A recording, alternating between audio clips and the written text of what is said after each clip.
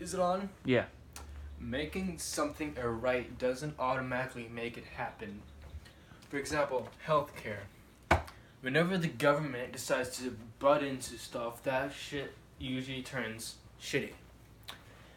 Basically, healthcare is a service, and if you turn healthcare into a right, that doesn't actually make it happen, and it basically decreases profit incentives and less people want to become doctors. Because if you and then doctors will not want to use government sponsored insurance. Let's talk about the welfare state. The welfare state in the black community has destroyed the family.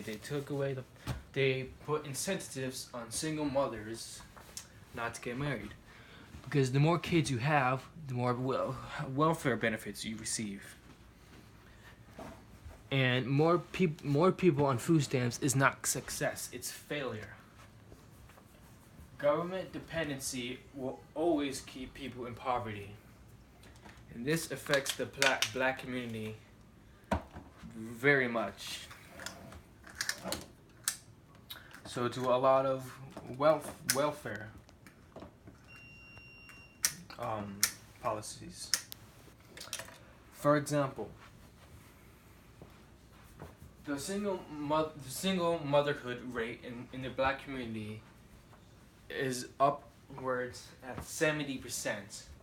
As in the Jim Crow era, it was only about 20%. Even in the Jim Crow era, black Americans were able to make great economic strides in a lot of fields.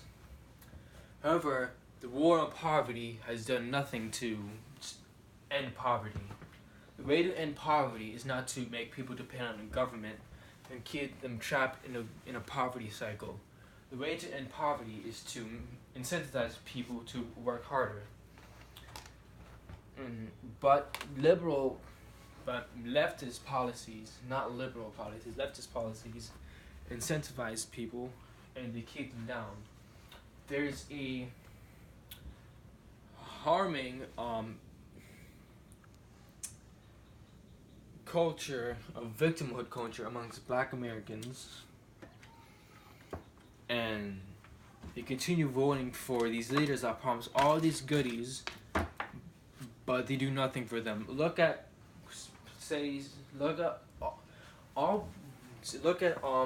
poor or black urban areas.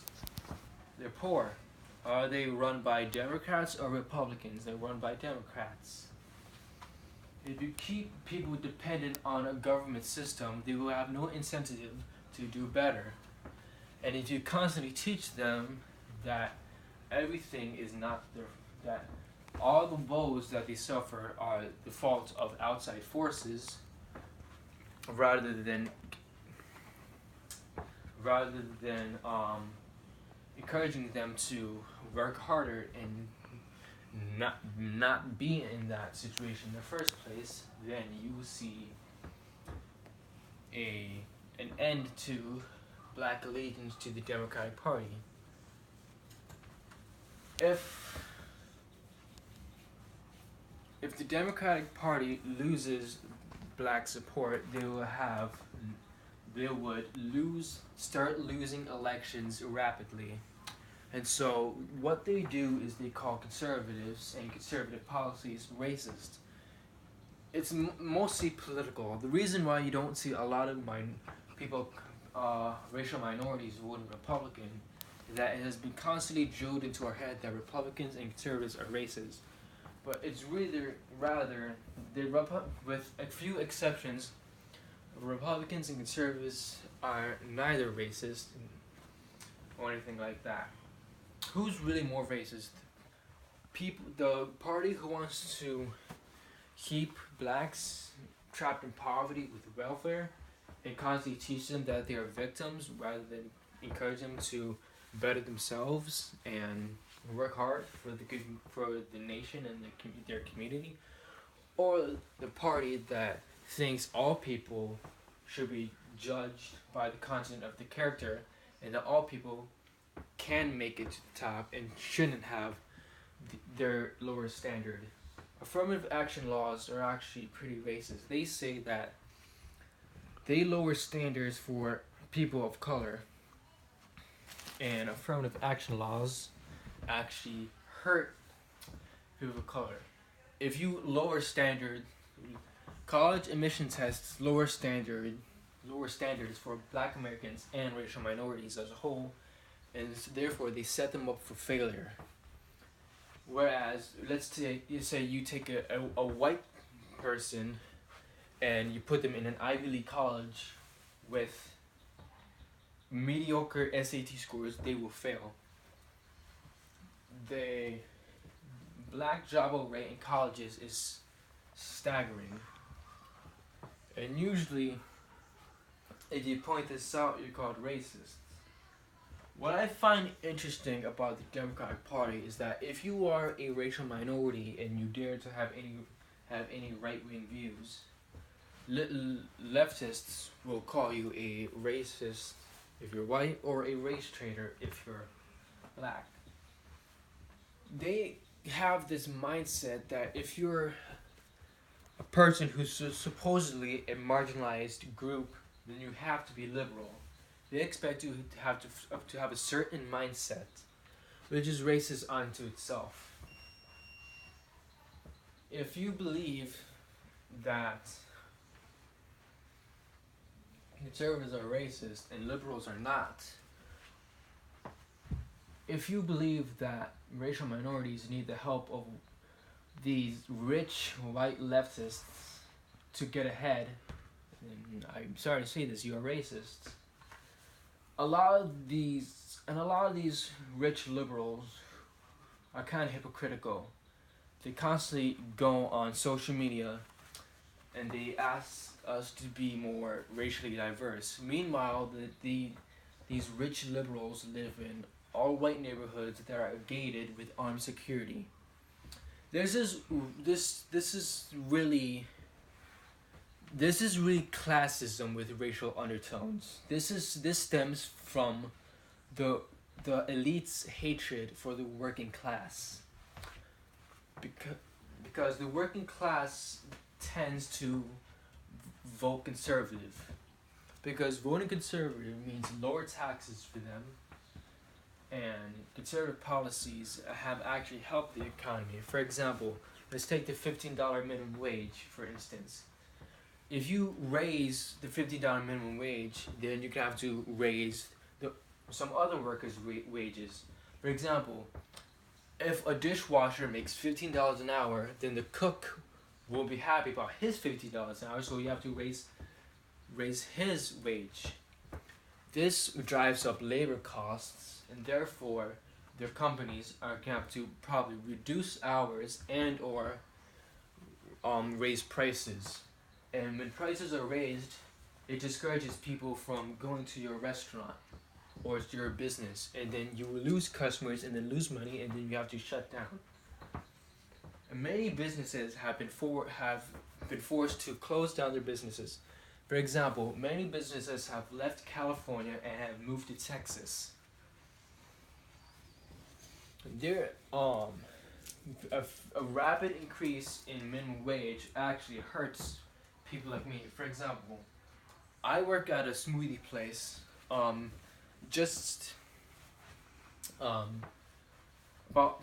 About 6 miles away. I ride 45 minutes almost every day on my bike to get there, and I work on $8.65 an hour. That is about 20 cents more than the current Florida minimum wage. If my wages were increased to $15 an hour, then I would most likely see my hours reduced. They would have to raise prices, or they would have to start letting off workers. Now, I'm not against a minimum wage increase, but a rapid minimum wage increase would actually hurt the economy. Rather, it should be a gradual increase.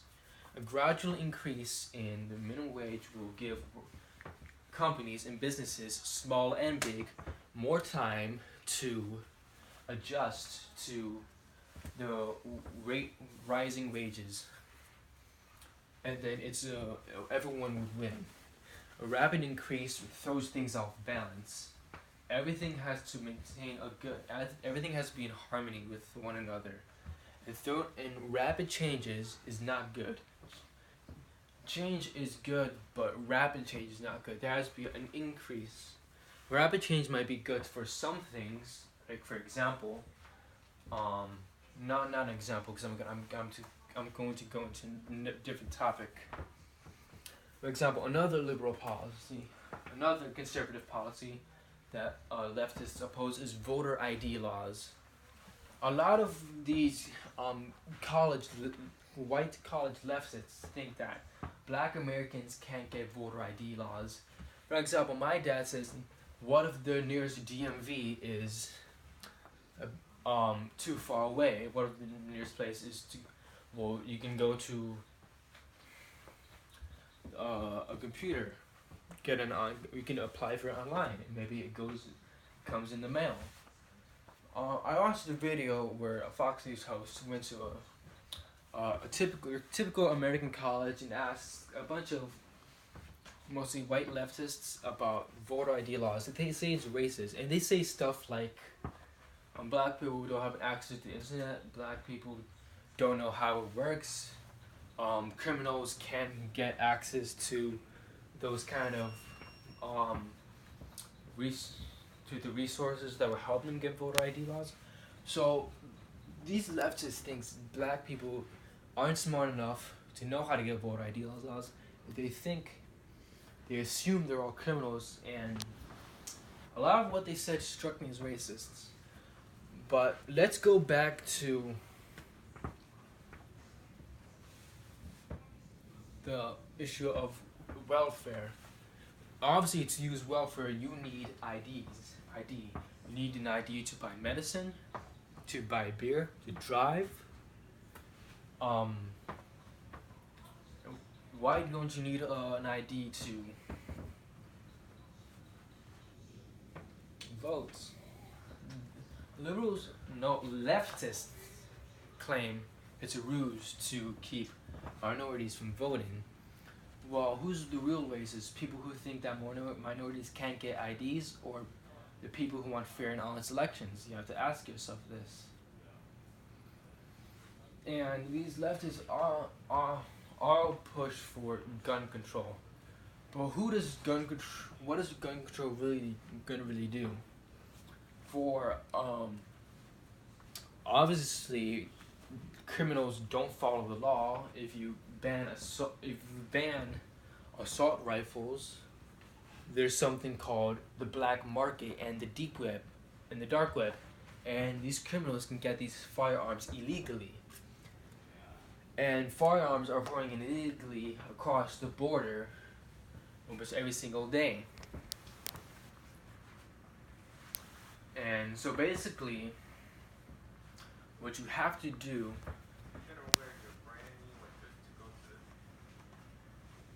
in these voter ID laws,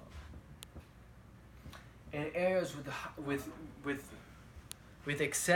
the strictest gun control policies, that's where gun crime is rampant. Every day, young black men and young black children are killed in urban areas with mere handguns. But in a suburban area, in a school, when white kids are shot by an AR-15, which is like a handgun, is semi-automatic, they're up in arms. If liberals and leftists really cared about black Americans, then they would encourage them to prevent themselves from being on welfare and encourage them to do better and to work hard for a better future. But they constantly keep them down and promote this victim mentality, and they tell them you're a race traitor if they dare to be slightly right-wing. And hundreds of black kids, maybe not hundreds, but when black kids are shot by handguns, they don't say anything. Videos get And my cameraman just told me that this video is getting long, so I will end it.